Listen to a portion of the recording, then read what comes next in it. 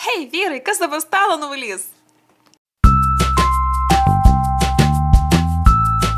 Sveiki visi! Šiandien mes pasigaminsime super įdomius ir labai skanius purius blynelius. Juose nebus pieno, nebus kiaušinių ir netgi kviečių. Smalsu, kaip mums tai pavyko?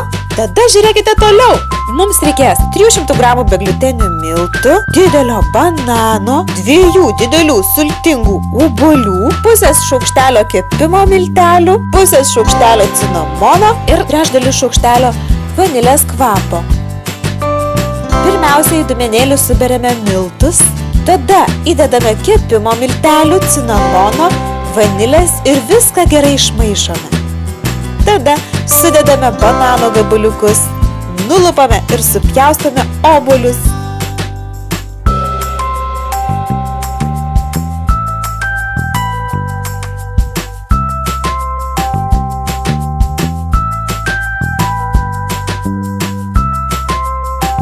Tada viską gerai sumalame iki vientisos masės.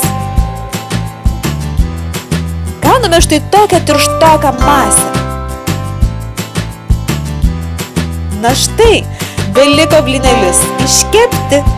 Mes naudojame kepimui kokoso aliejų.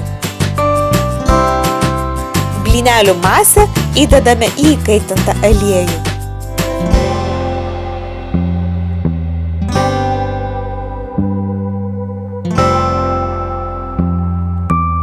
Ir po keletos minučių gauname puikius, purius blynelius.